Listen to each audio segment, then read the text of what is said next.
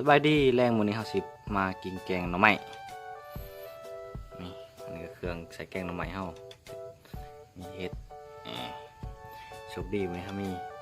ผักอันนี้บ่จักชื่อมันผักหยังวะผักอันนั้นแหละอันนี้ก็บวบนี่อ๋อเด้อ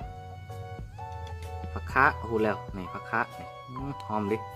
นี่ก็เผ็ดนี่เครื่องปรุงเฮาแล้วนี่ข้าวเบื่อใบปลาแดกเฮาสิแกงหน่อไม้เห็ดลงก่อนแหละใส่เห็ดน้ำ หน่อไม้ลงเนาะได้แต่แก่หน่อไม้ยิ้มหมดชื่อมันกินน้ำอยู่พุ่น ไม่ต้องใส่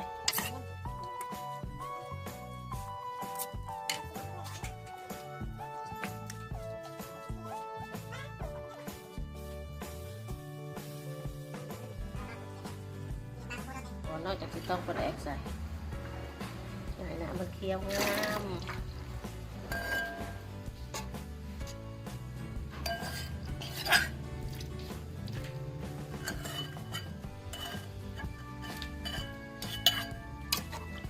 หน้าตาเสียง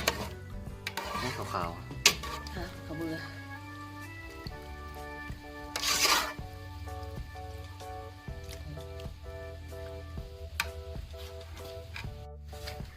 วันนี้ก็ใส่ให้กระตุนเนาะลงไป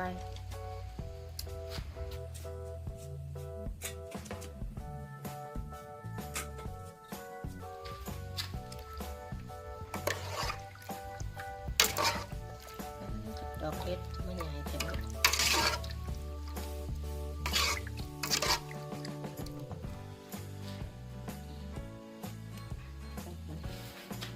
ยุดเหนียนเนาะ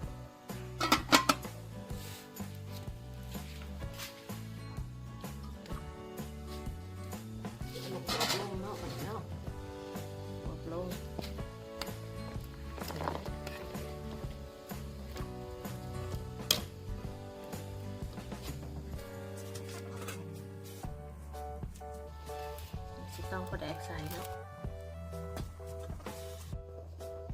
ใส่ลงไปอันนี้เนาะแล้วก็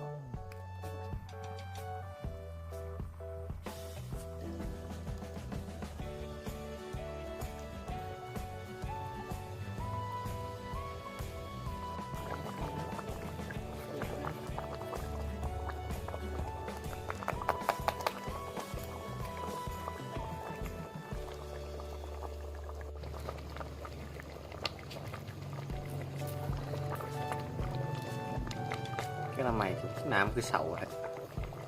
ไม่ซีมีจัน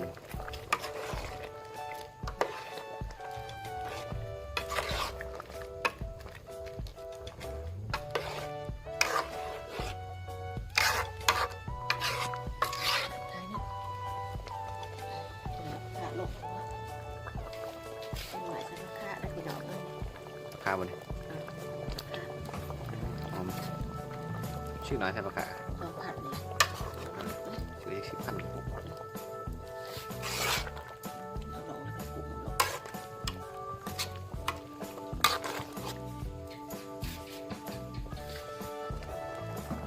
ห้องปลาขาวเลย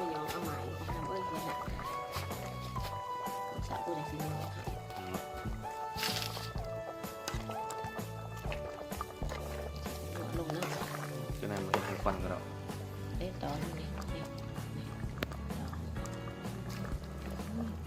เอาไหมตักเร็วไหม